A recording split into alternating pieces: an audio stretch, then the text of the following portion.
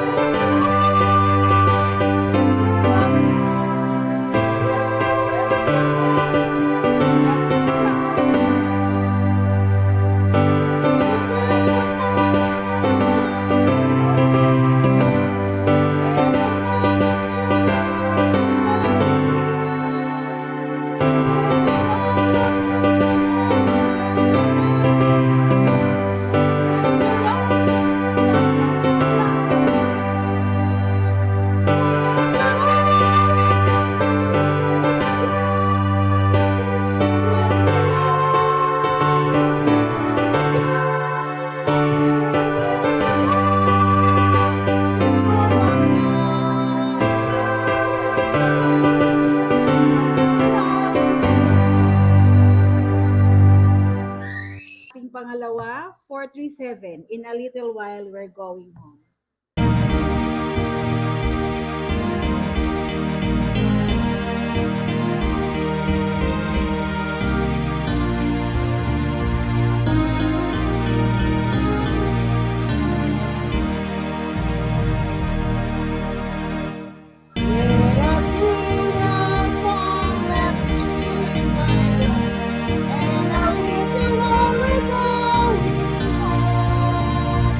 For the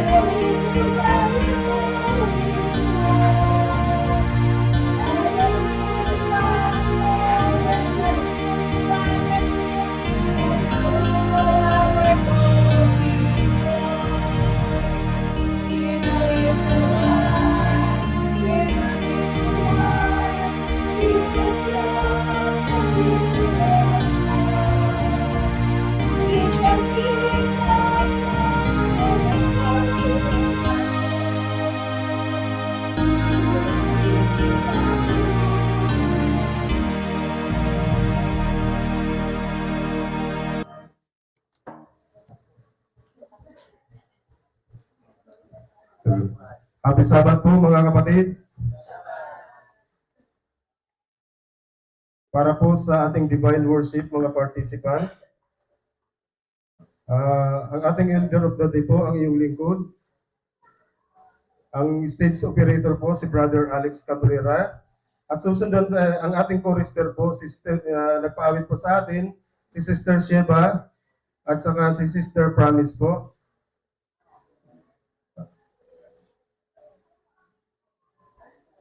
Ang iyong call to worship po, ang iyong lingkod. Susundan po ito ng invocation ni Pastor Jano.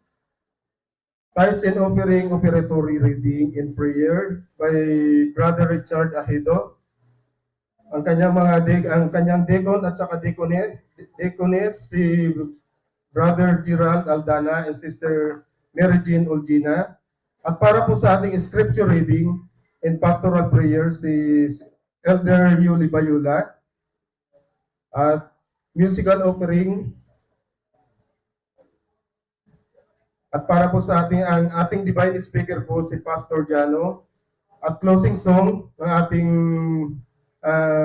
theme song. At closing prayer.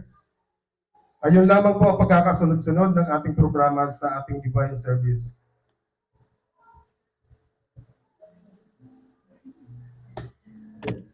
Holy, holy, holy. Sa pangalawang stanza po, tayo po ay lumuhod lahat.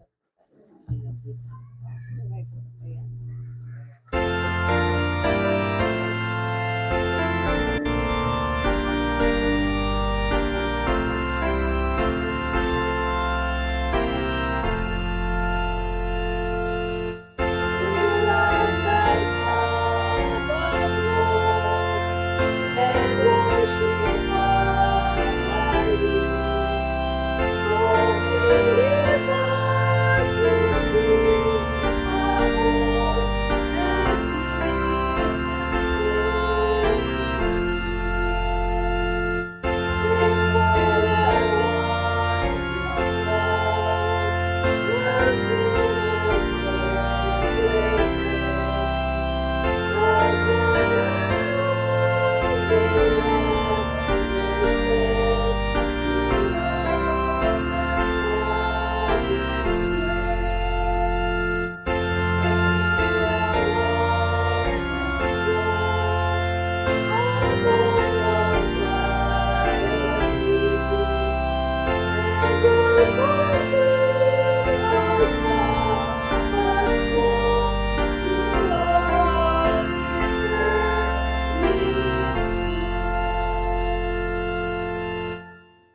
Let's pray. Dakila, mahabagin, makapangyarihan natin Diyos na sa langit. Panginoon, salamat po sa araw ng Sabat. Narito po ang iyong mga anak. Sama-sama po namin pinupuri at pinasalamatan. Salamat po, Ama, sa pag-iingat, pagpapala, at sa iyong kabutihan, katapatan at pagmamahal na araw-araw pong itinaranas sa bawat isa. At Panginoon, patawarin niyo po kami sa iyong mga pagkukulang at pagkakasala upang ang aming pagsamba ay makarating po sa inyong mga trono. Pagpalain niyo po ang bawat isa na ang lahat po ng aming gagawin ay patuloy na maitaas ang inyong dakilang pangalan.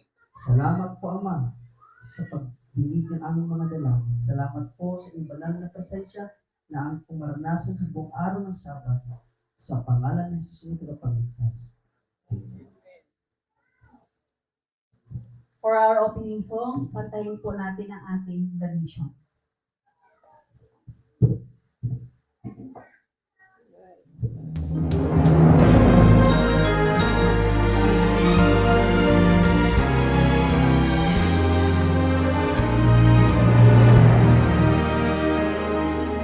We've been called to speak boldly far and near. Jesus is the only way. With a humble heart, let us do our part. That's our mission every day. Prophecies fulfilled, there's no time to waste. Let's declare that Jesus saves. Christ so loved the world that he gave his life. This truth we shall proclaim. Founded in the Bible, focused on the mission, till we see him high in the clouds. Soon we'll hear the trumpets, thunder will be sounding. Here he comes, the King of Kings. He descends in glory, majesty and power. What a joyful day that will be.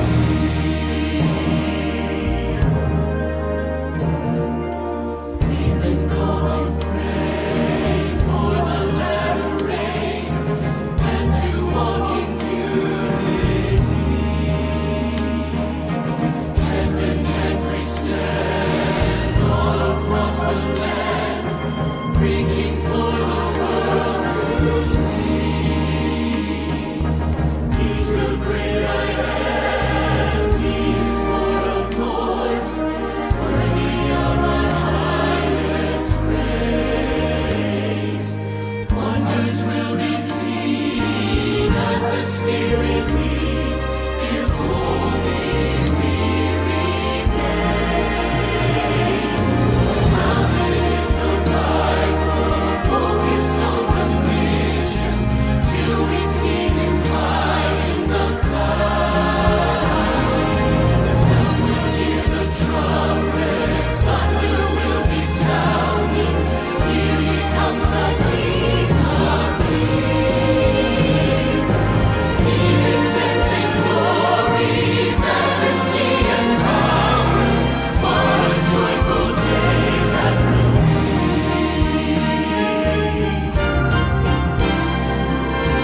Founded in the Bible, focused on the mission, till we see him high in the clouds. Soon we'll hear the trumpets, thunder will be sounding. Here he comes, the King of Kings. He descends in glory, majesty and power. What a joyful day that will be.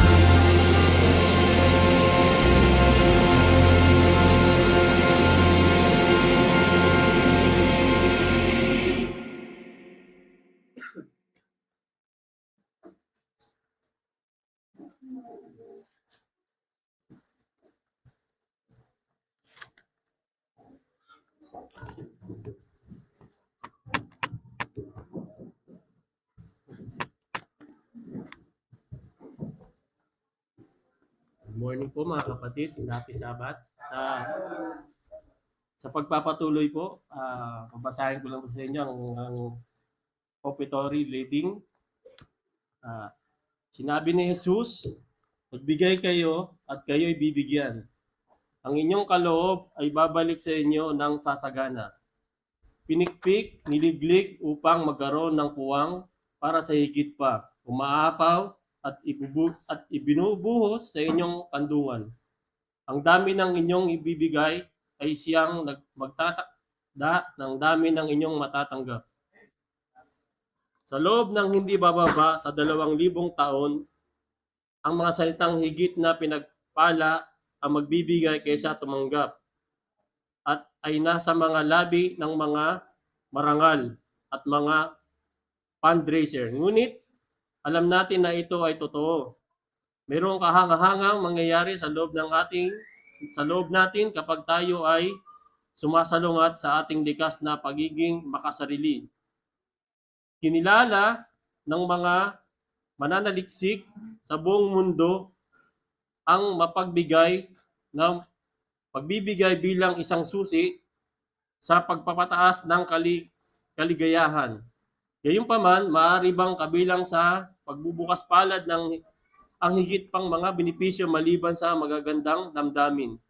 Sinubukan ito ng mga mananaliksik sa University of British Columbia. Tuwing linggo, binibigyan nila ang dalawang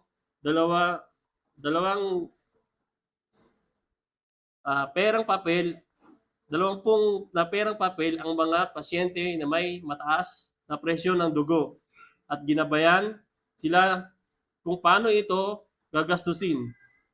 Ang kalahati ng mga pasyente ay sinasabi na gastusin ng pera sa kanilang sarili. Kaya bumili sila ng mga damit, mga masahe, face cream at iba pang mga regalong nakatuon sa sarili. Ang isa pang grupo ng mga pasyente ay nutusang gastusin ang pera para sa iba. Bumili sila ng mga muffin para sa mga bumbero, cookies para sa mga kapitbahay, regalo para sa mga kanilang mga apo, at nag-donate sa mga kawanggawa. Ang resulta, ang mga gumastos sa sarili ay walang pagbabago sa kanilang presyo ng dugo, habang ang mga nagbigay ng regalo ay nagpakita ng malaking pagbababa sa presyo ng dugo. Ang pagbibigay ay isang pagpapala.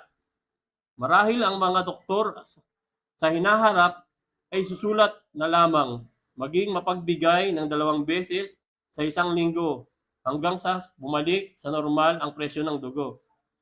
Panawagan. Totoo ngang higit sa pinagpala ang magbigay kaysa tumanggap. Pinagpala ng Diyos ang Seventh-day Adventist Church na isang sistema ng pagbibigay ng isang malaking pagpapala sa atin at sa iba. Panahon na ngayon upang ibalik ang ikapo ng Diyos at magbigay sa ating mga handog ng may kagalakan. Pasalamatan natin ang Diyos para sa magandang pribilehiyo ng pagbibigay. Tayo po ay paglilingkuran ng ating diakono at diakonesa.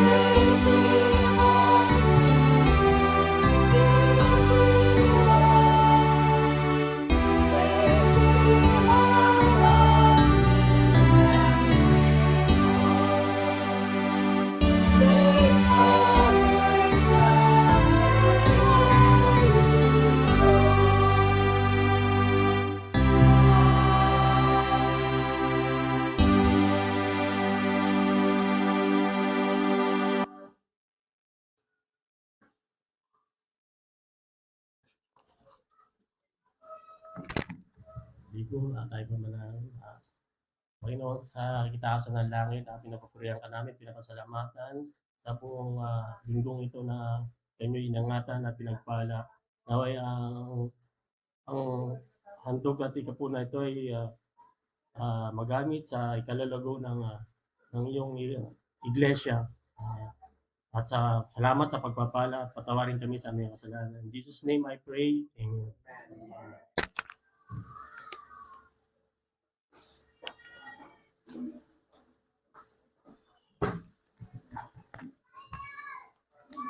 Ay, kabayo.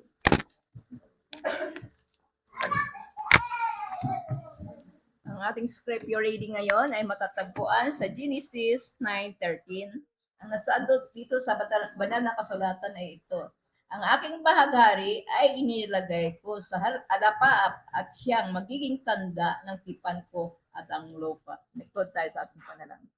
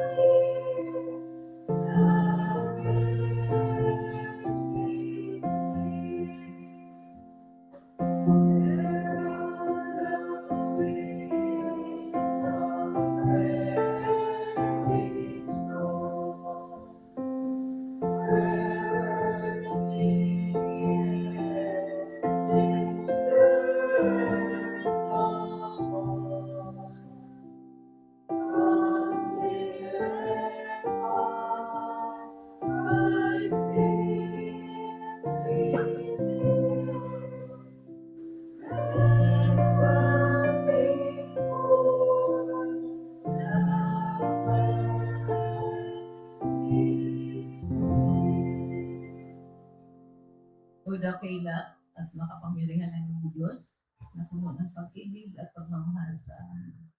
Nandito kami, Ama, ngayong tanghali, ibinabalik namin ang papasalamat, papuri, sinungat ng Panginoon. Na aming Diyos na sinasamba sa Espiritu at Katotohanan. Lord, sa tanghaling ito, nabili namin ang aming gagawing divine worship na Panginoon. Higing namin na ang pangunguna ng banal ng Espiritu ang siyang mangyari sa ayon po sa inyong banal na kalooban. Nawa, Panginoon, sa tanghali ito, na inyong pinadala namin sa hero na si Pastor Jano. Hinihiling ko at nawa, Panginoon, gamitin niyo po siya bilang instrumento. Kayo po ang magsalita sa kanya na ang mga mamutawid sa kanyang bibig ay nanggaling sa inyong kalangit na mga inspirasyon, Panginoon. Tulungan siya, Panginoon, na ito ay makapagbukas sa aming mga puso, na may ilagay sa aming mga puso at isipan at ito ay aming i-apply sa aming sarili bilang mga anak, Panginoon, sa araw-araw ng aming buhay. At alalahanin ang inyong mga tipan sa bawat isa sa amin, Panginoon. Na ito ay hindi nagbabago hanggang ay katapusan ng mundo. Kaya pinanghawakan namin ito, Panginoon. Kaya sa oras na ito, Panginoon, nabilin ko ang lahat.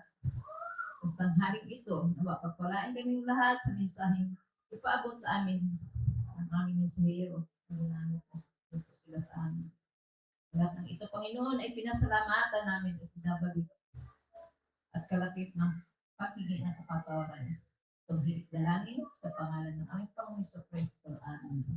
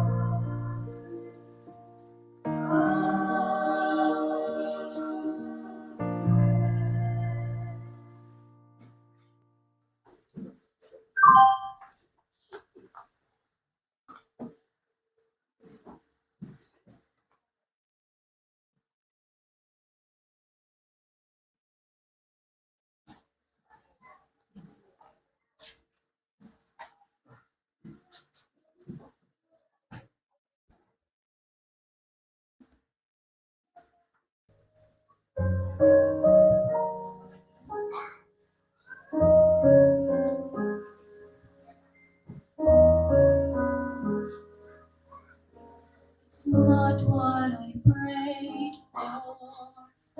It's not what I wanted. It's not something I understand. My circumstances seem so confusing. I'm losing it all in your hands. Your ways are higher than mine. I want mountains to move. You want me to climb. So I'm gonna trust your work, your will, and your time. Your ways are higher than mine.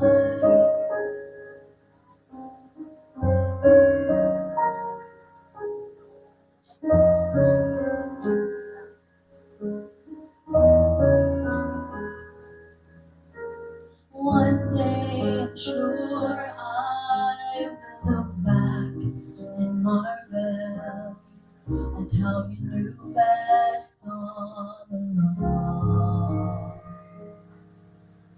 You see from heaven, you know it's the hard times that make my faith steady and strong.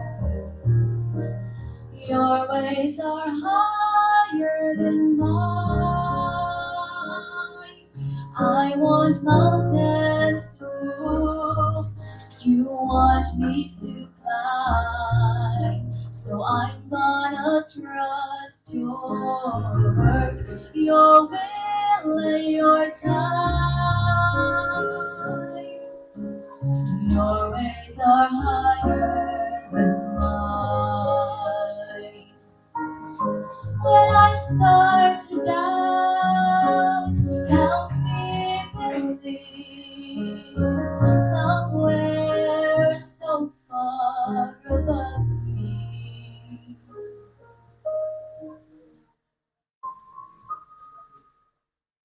Your ways are higher than mine.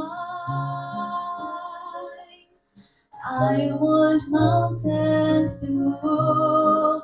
You want me to climb. So I'm gonna trust your work, your will, and your time. Oh, your ways are so much higher than mine.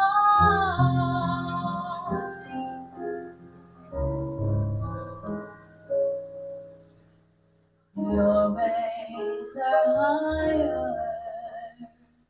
than mine.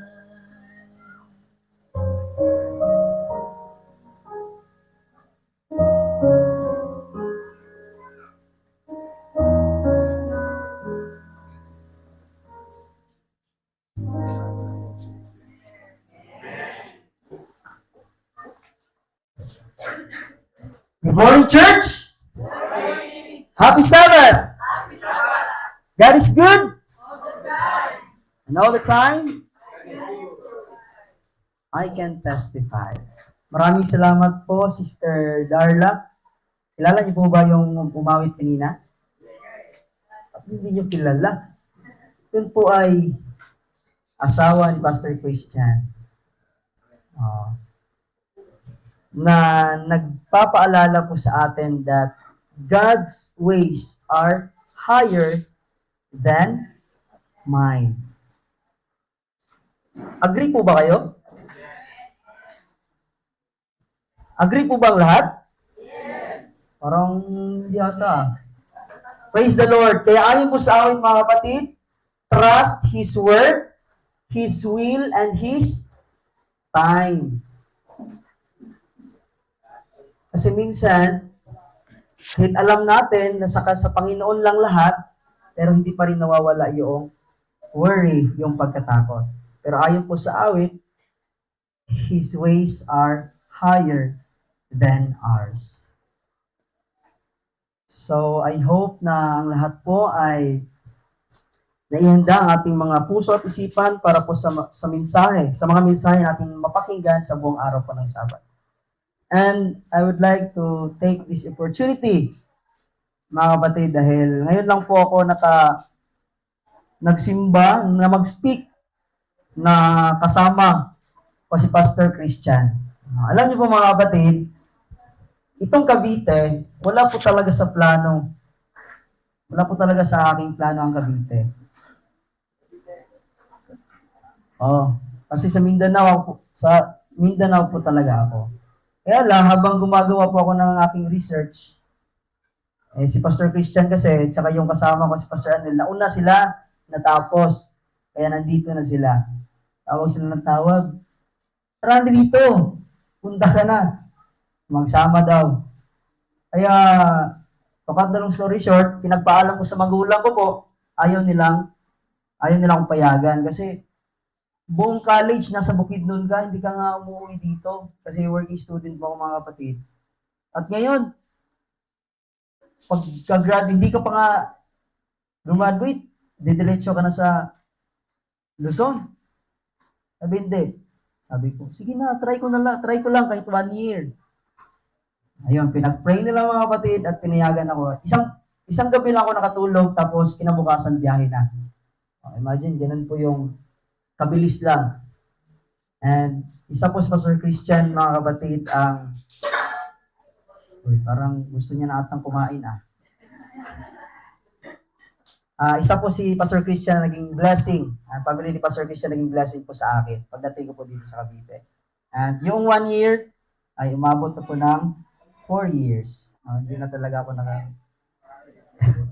Ayan, so maraming salamat Pastor Christian. Ayan, at sa family po. So, this morning, nais ko po kong dalhin sa isang mensahe ng title po ay Look for Rainbow. Ting kailan na po natin nakikita ang rainbow? Ha? Oh. Pero ito nakikita natin pagkatapos ng bagyo, pagkatapos ng ulan. Kumbaga, ito po yung reflection ng sunlight sa raindrops po. Kaya merong rainbow. No? Pero ito po yung may malaking importansya po ito pagdating po sa ating spiritual growth, mga kapatid. And I hope na ang mensaheng ito ay magbigay courage sa atin at lalago tayo sa ating pananampalataya. Kaya, ito po ang unang tanong. When was the last time you felt overwhelmed? Na kung saan dumating sa point na hindi na natin kaya. Na kung saan nabibigatan na ang ating mga puso. At minsan, sobrang, alam mo yung tahimik na yung paligid, pero ang ating puso at isipan ay maingay. Kaya hindi tayo nakakatulog. At yung mga panahon na nanginginig ang ating pananampalataya sa harap ng isang hindi tiyak na bukas. Meron po bang nakakaranas nito ngayon? Praise the Lord, dahil wala. Elder, praise the Lord. At kung meron mo tayong mga overwhelm sa ating buhay, hindi madaling sabihin na stop at hihinto at mawawala. Hindi ganon. Sapagkat ang pagkatakot ay parang ang pagkatakot can flood the soul just like water flooded the earth. Kung paano po ang tubig noon, panahon ni Noe, ay unti-unting tumaas hanggang matabunan ang buong lupa, ganoon din ang takot. Unti-unti nitong nilulunod ang ating kalooban. Yung mga tanong na, paano kung? At minsan ang pagkatakot ay nagbubunga ito ng nawawalan tayo ng kapayapaan. At ano pa? Isa sa mga napakadelikado na mangyayari sa mga Kristiyano ay nawawalan tayo ng pagtitiwala sa ating Panginoon. At gusto ko lang pong iparating sa inyo ang pagkakataong ito sa panahon ni Noe ay merong ipinapakita ang Panginoon. At alam po natin yung rainbow o bahaghari na yun yung pangako ng ating Panginoon kay Noe. Ang pangako niya, I set my bow in the cloud. Sa storya ni Noe, mga kapatid, imagine natin na natapos na yung journey nila sa baha. Paglabas niya, na kung saan the world he once knew ay nawala. Yung cities, yung forest, pati ang mga tao. At iilan lang po ang natira? 8 lamang po, mga kapatid.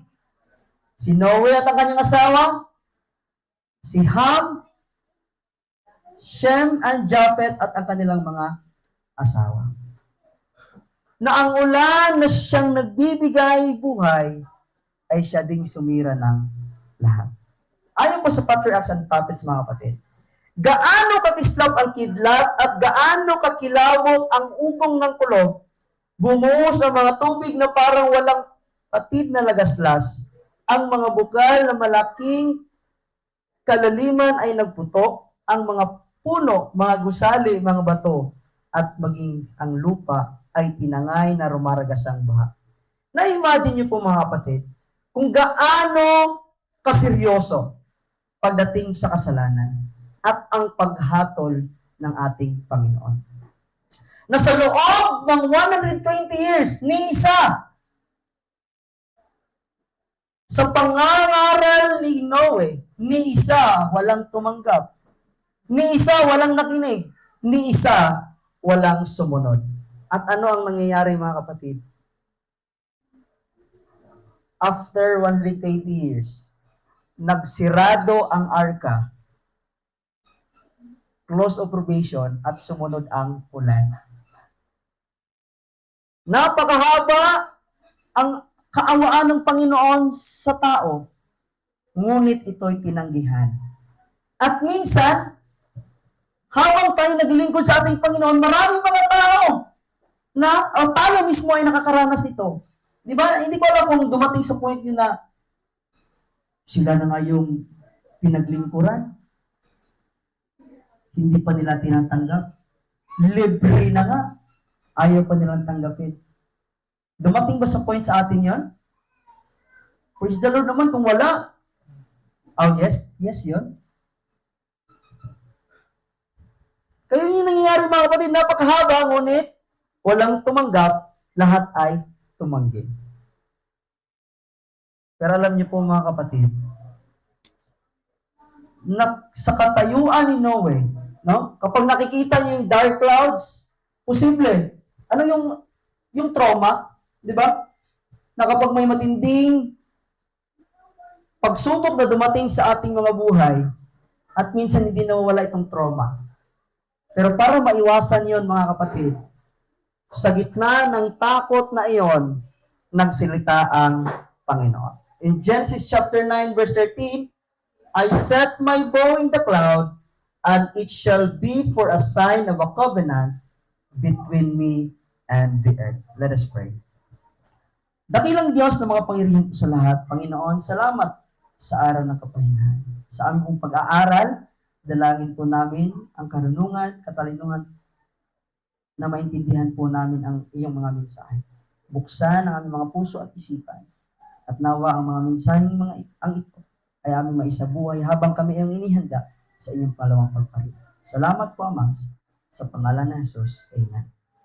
So, unahin po natin itong bow, na naggaling po siya sa Hebrew word, kishet.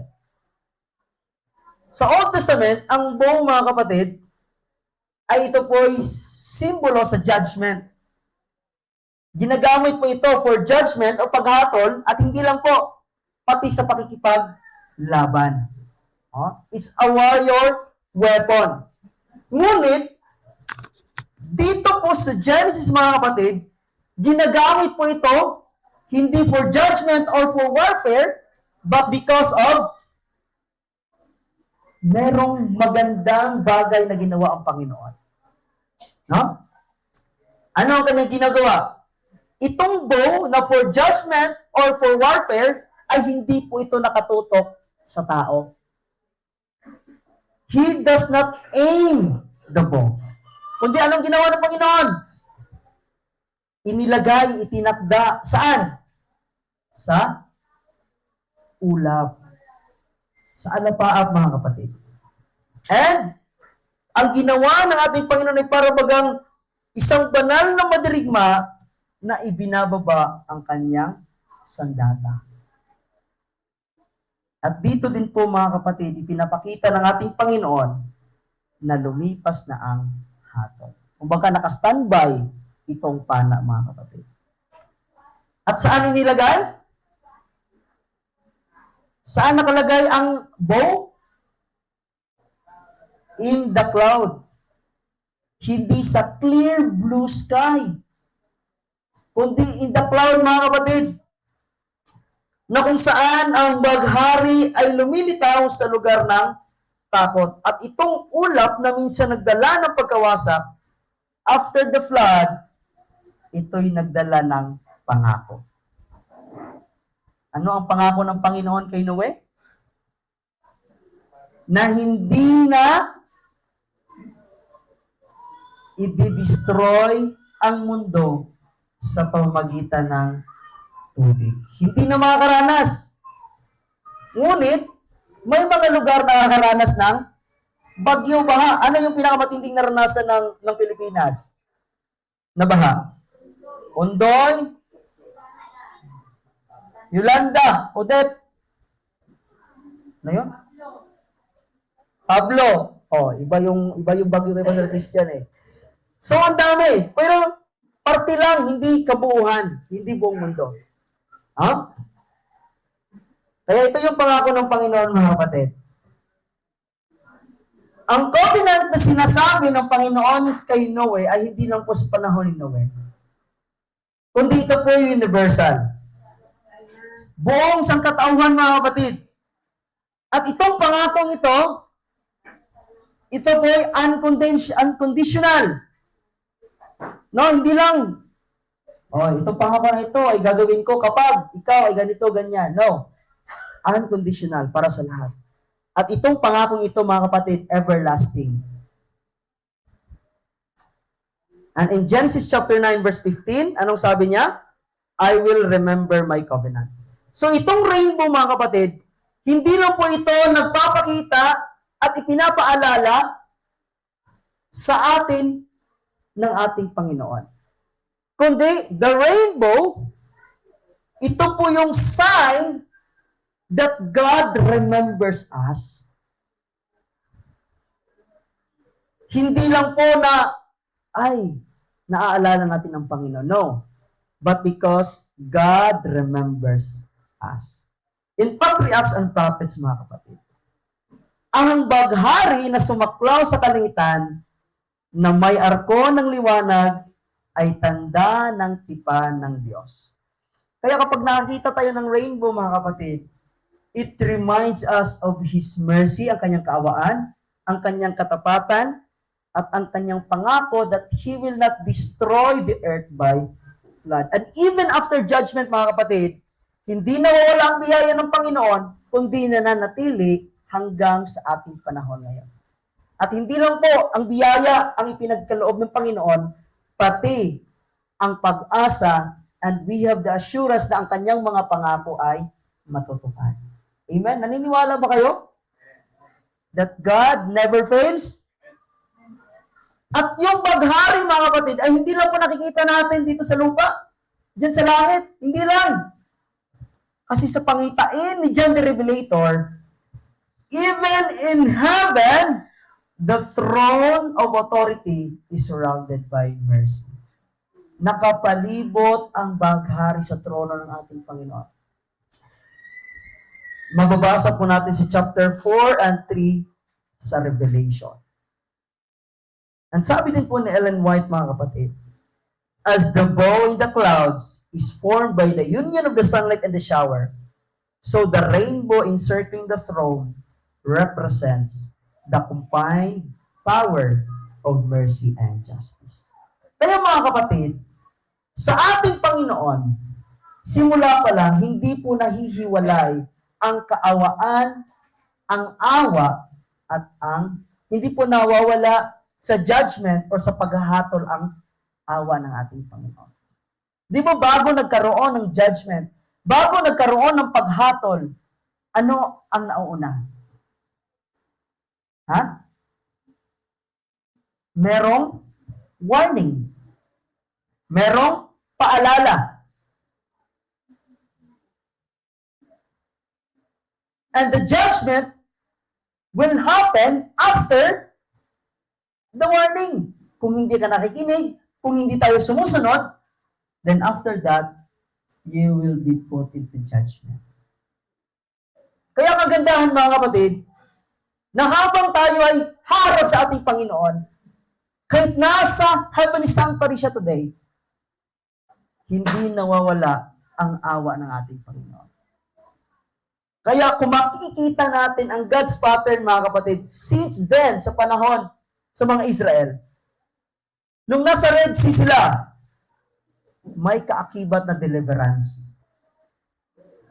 Yung mga Israel, mga kapatid, ay naging alipin. Pero, sa tuwing sila po ay nasa panahong danger and judgment, ang kaligtasan ay sumasama sa kanila. Di ba? Kaharap nila ang Red Sea. Anong ginawa ng Panginoon? Hinati ang Red Sea at sila nakatawid. Kaligtasan. Pangalawa is the wilderness. Ano ang problema nila doon? Walang pagkain, walang tubig. Ngunit, nag-provide ang Panginoon ng mana. Sa cross, it seems na wala ng pag-asa kasi namatay ang Misaya. Ngunit kinabukasan, siya'y nabuhay. And later on, mga kapatid, we will face trouble. Na trouble na kung saan hindi pa natin nararanasan. Ito yung matinding pag-uusig, mga kapatid. Pero kapag tayo ay nananatili sa ating Panginoon hanggang sa huli, you will face your Creator. Yun po yung second coming. Nakikita niyo po sa pattern ng ating Panginoon. First, you will face storm, trials, temptation, mga kapatid. Ngunit after na malampasan natin ito, glorification, kaligtasan, tagumpay. Amen? So ito po isang magandang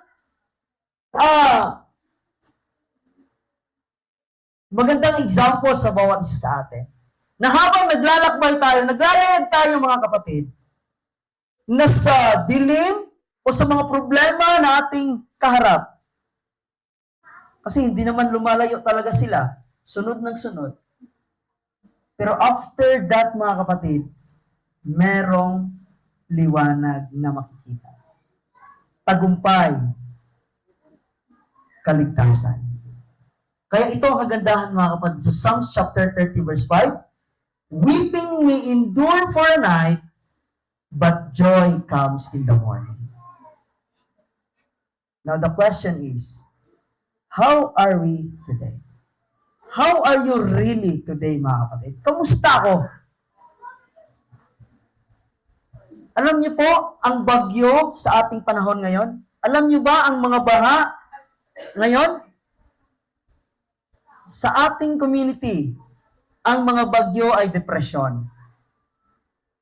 Maraming mga bata, mga estudyante, mga magulang, depressed, stress. Ano pa?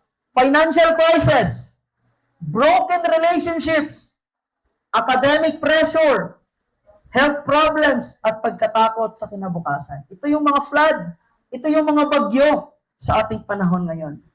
Na minsan, ang kahit mga nanampalataya ay nakaramdam ng hiya dahil sa pagkatakot. But, si Noe, mga kapatid, siya ay matuwid. Siya ay righteous. At siya din po ay kailangan muling patatagin ng ating Panginoon. So dito mga kapatid, ipinapakita na kahit pala ikaw ay tapat, kahit pala ikaw ay sumusunod sa ating Panginoon, okay na to, hindi mo na kailangan na baghari. Hindi mo na kailangan ng rainbow. No, hindi pala mga kapatid. Sa ating katapatan, sa ating pagiging obedient sa ating Panginoon, we need rainbow, mga kapatid.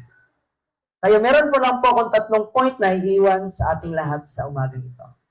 Una, is do not make permanent decision in temporary storms.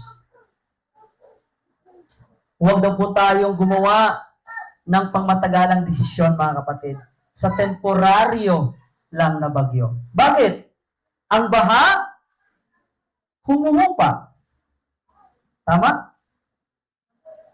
Ang damdamin ay kumakalma. At pagkatapos ng bagyo, lumilitaw ang mga hari. Maraming karakter sa Bible, mga kapatid, na malapit silang mag-decide ng permanente. Si Elijah, gusto niya nang sumuko sa paglilingkod. Kasi ano ba ang problema niya? Siya ay nagugutom, siya ay takot, at nawalan siya ng tiwala sa Panginoon. Pero alam niyo po, mga kapatid, siya po ay hindi nag-decide na bumitaw sa Panginoon. Si Peter, ano ang storm ni Peter? Siya ay nalito, siya ay na-pressure, siya ay natakot. At dumating yung isang gabing crisis na kailangan niya mag-decide.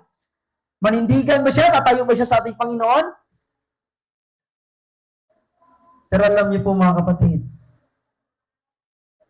God restored him after the resurrection. At minsan, mga kapatid, sa ating church, dumating itong mga storm, conflict, discouragement, at ang mangyayari, papasok na sa ating mga isipan na, hindi na ako magsisimba. Lipat na lang ako. Yun yung magiging permanent decision natin. Ayan na naman. No? Uy, parang may nakaka-relate. No? Yun yung mga pansamantalang. Mga pansamantala lang yan, mga kapatid. Temporary lang yan. No? Ano pa? Financial pressure. Talikuran ko mo ng Sabat, Lord, kasi kailangan ko ng pangtustos. Malaki yung gastusin, bills. Lord, tsaka na lang. Kailangan ko ng good grades. Papasok muna ako. Minsan itong mga storm sa loob ng simbahan is itong mga relationship, mga kapatid. No? Sa relation. Sa mag-asawa, sa mag-jowa. Pero ito talaga sa mag-asawa. Pag makaharap ang mga problema, makaharap ang mga pagsubok, ang bilis na ngayon makipaghiwalay sa panahon ngayon. Divorce, abandonment, sa mga anak, babayaan dahil sa problema. Pero mga kapatid, ang ating Panginoon na hindi po nagtatapos. Dahil ang Diyos ay hindi nagtatapos sa bagyo, siya po ay laging may dalang pangako. Amen? Sa mga bagyo na kasama natin ngayon, dala-dala, sa likod niyan, merong pangako ang ating Panginoon. Kaya do not make permanent decisions in temporary storms. Lahat po yan ay huhupa. Lahat po yan ay kakalma. Lahat po yan ay lilitaw dyan ang rainbow. The second one is, you must look up to see the rainbow. Hindi mo naman nakikita yan sa lupa eh. Kundi saan tayo titingin? Titingala sa taas. Kaya pagdating yung mga overwhelmed, mga kapatid, kapag tayo ay nauubusan na, hindi na natin kaya, nabibigatan, ano ang gagawin natin bilang Kristiyano? First things first. Pray. Oh, nakita ko si Lester, nakaganon. Pray. Pangalawa, open your Bible. Pray honestly. Lord, ito yung problema ko. Hindi ko ito kaya. Help me find solution. Read your Bible, mga kapatid. And the last one is, alalahanin mo kung paano ka sinamahan ng Panginoon in the past. Paano mo napagtagumpayan yung mga pagsubok in the past. Paano ka pinaprovide ng ating Panginoon in the past. No? Tingnan natin, alalahanin natin. But always remember, that sometimes ang ating mga rainbow ay the promises verses. Minsan ang mga rainbow natin, itong mga ipinapadala ng Panginoon, mga kaibigan sa loob ng church. At minsan, nakikita lang natin ang rainbow sa tuwing nananalangin tayo. And the last one po mga kapatid, a rainbow needs light. Kasi kung ulan lang, walang sun, hindi lilitaw ang rainbow. Ganon din po sa ating buhay Kristiyano. Ganon din po, mga kapatid, sa mga nanampalataya sa ating Panginoon, na kapag trials na may kasamang Kristo, ano ang mangyayari? Merong, ayon sa ating lesson, merong pag-asa. Pero, kung ang problema ay walang Kristo, mananatiling problema. Hindi lang mananatili, kundi madadagdagan pa ng problema. Kaya, trials plus Christ, who is the light of the world, equals hope, mga kapatid. So nakikita niyo po, that the only solution dito sa mundo, sa lahat po ng mga negative na pinagdadaanan natin, walang ibang solusyon kundi si Kristo lamang. Kaya mga kapatid, gusto ko pong ipakilala sa inyo ang greatest rainbow na walang iba kundi si Jesus Christ. Na doon sa Calvary sa cross, nung siya ay ipinako, ano ang nangyayari sa mundo? Nagdilim. Di ba? Nagdilim ang kalangitan. Pangalawa, nanginig ang lupa at nagkaroon ng earthquake. O yun nga, nanginig, nag-tremble. At sa tingin ng mga tao sa paligid, nawalan sila ng pag-asa. Wala ng pag-asa kasi namatay na si Kristo. Ngunit mga kapatid, kinabukasan sa umaga, ang Kristo na siyang namatay na bayubay sa cross, yung greatest rainbow mga kapatid, siya ay muling lumitaw na bahaghari. Siya ay nabuhay. So dito mga kapatid, ipinapakita ng greatest rainbow na si Jesus Christ na doon sa cross, tinutupad niya ang kanyang tipan. Kaya yung pangako ng Panginoon that He will never leave you nor forsake you, yun po ay totoo mga kapatid. Na ang pangako ng Panginoon na hindi kanya pagkukulangan, yan po ay mangyayari. Ngunit may kasama yan na maging tapat, magtiwala. Kaya may narinig ako kanina. Bakit yung mga hindi tapat, yung mga makasalanan, pinagpala? Sapagkat the rainbow ng ating Panginoon is universal. Pag sabihin universal, hindi naman lahat mababait, mabuti. Pag sabihin natin unconditional, hindi lang naman ikaw makakatanggap o ikaw lang mabait, mabuti. Kundi lahat po makakatanggap. At itong rainbow na ito ay everlasting. Ngunit, sa huli mga kapatid, anong mangyayari? Merong judgment, merong paghahatol.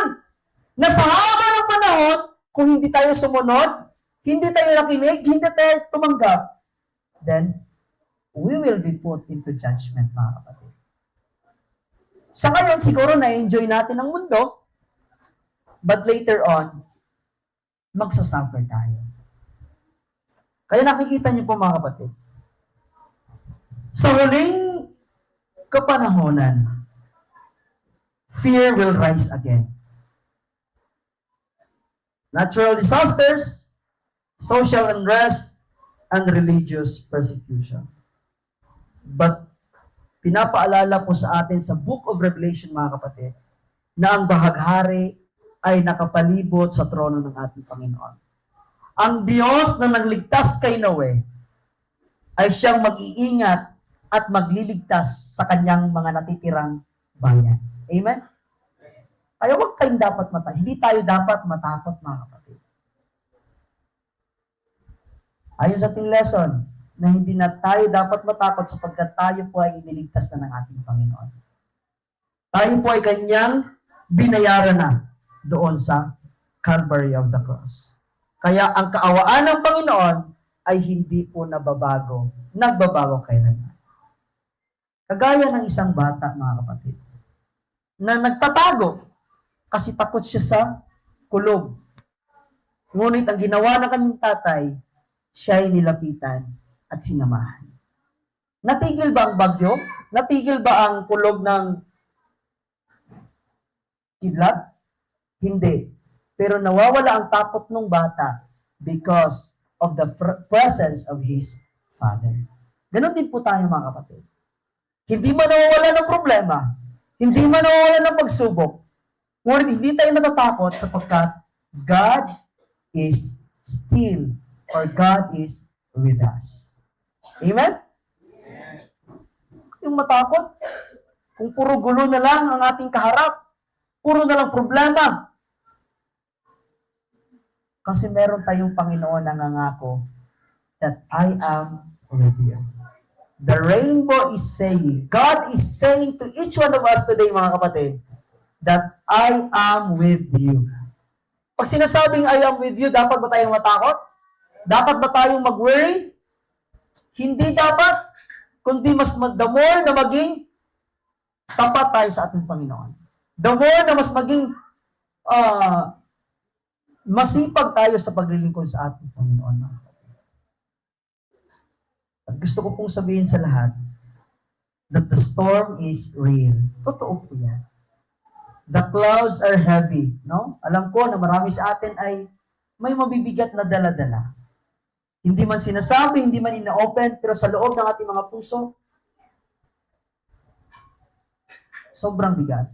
But the rainbow is in the cloud. Look up. Tumingala tayo. Trust His promise. It is still there.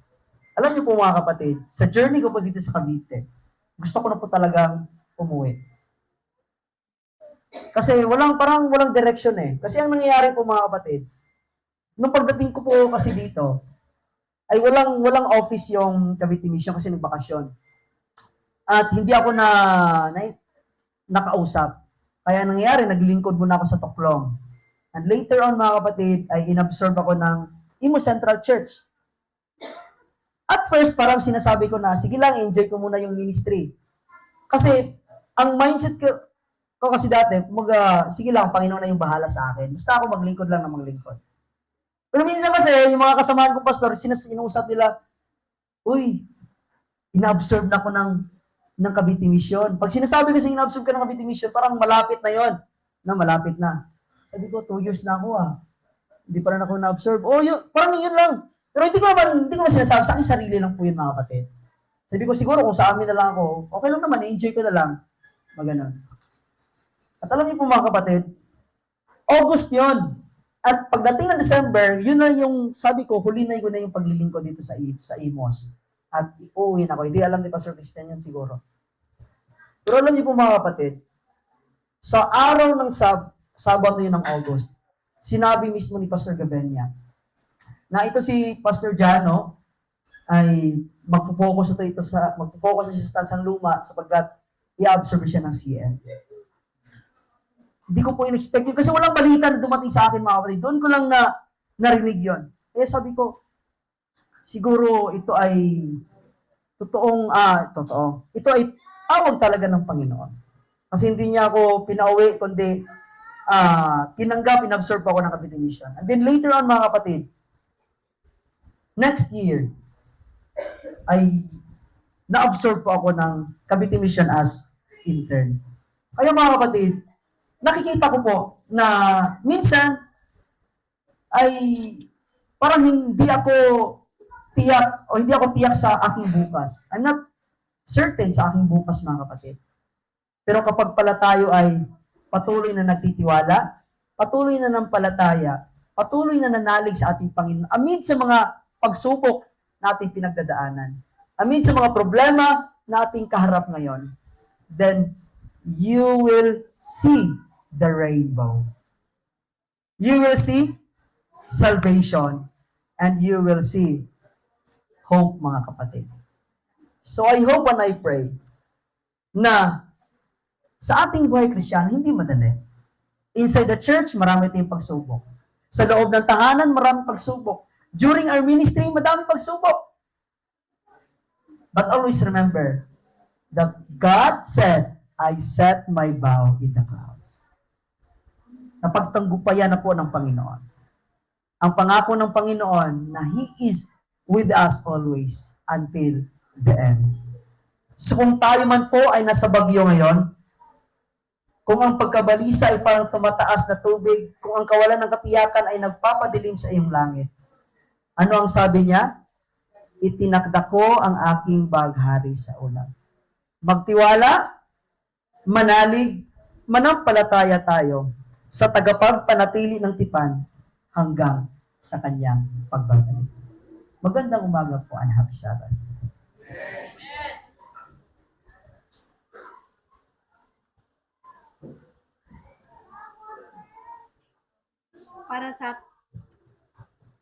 Para sa ating closing song, tayo po ito kayo at kantahin natin ang Damnation.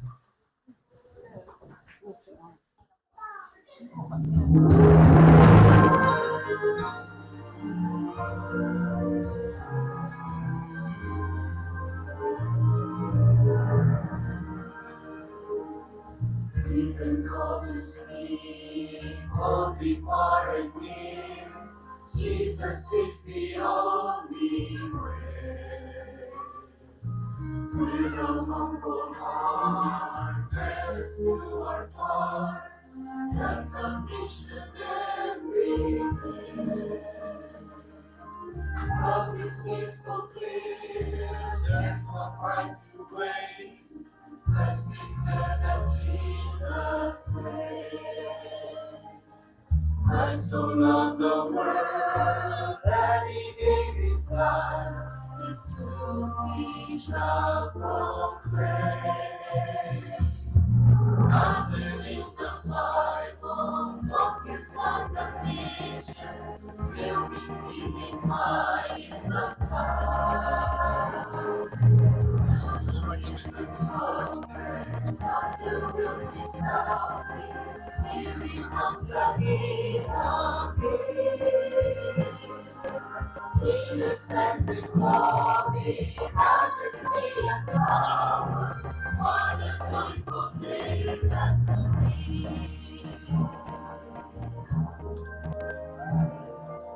We've been called to pray for the latter rain and to walk in unity. Hand in hand we stand all across the land, reaching for the world to see. He's the great I am, He is Lord of Lords, worthy of our highest praise. Wonders will be seen as the Spirit leads, if only we remain. Founded in the Bible, focus on the mission, till we see Him high in the clouds. Soon we'll hear the trumpets, thunder will be sounding. Here He comes the King of Kings. He descends in glory, majesty and power. What a joyful day that will be.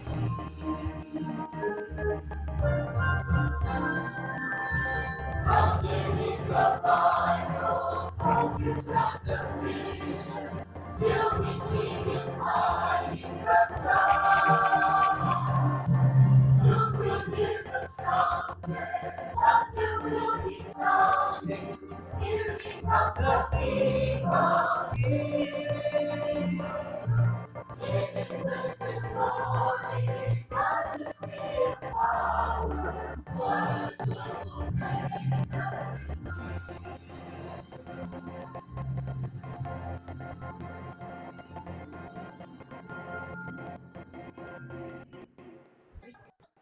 Ay ko'y yumako para po sa ating panalangin. Dakila mahabagin makapangyarihan ng Diyos na sa langit. Diyos na siyang nangako kay Noe. Diyos na naligtas kay Noe. Ay siya din po ang aming Diyos na yun na siyang pagpapalala. Panginoon, tulungan niyo po kami na patuloy po kami magtiwala, manalig at manampalataya hanggang sa pagbabago. Pagpalaan niyo po ang bawat isa sa mga problema na meron po, bigyan niyo po kami ng solusyon.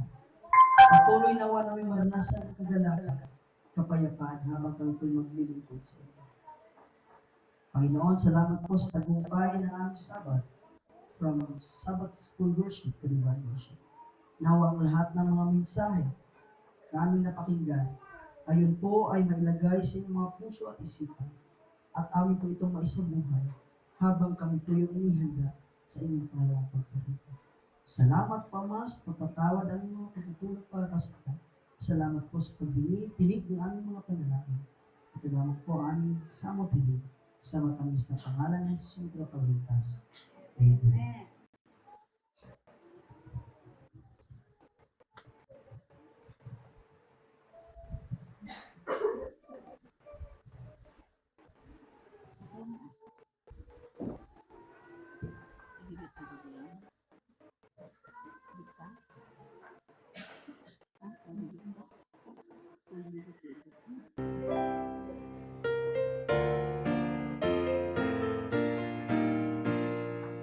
Signs of the end are lost fulfilling, so Jesus will return. He will bring to an all sin and hope, when his will fall. Are you glad to tell me how Jesus loves, Jesus lives? Are you waiting by the turn and by his cross? By his grace, my friend, with his focus to the end. Till we see our Savior come again. Signs of the end are fast fulfilling, so Jesus will return. He will bring to an all sin and hope, by his saving strength and fall. Are you glad to tell me how Jesus loves, Jesus lives? Are you living by God's word and by his love? By his grace, my friend, let us all pass to the end. Till we see our Savior come again. Happy Sabbath.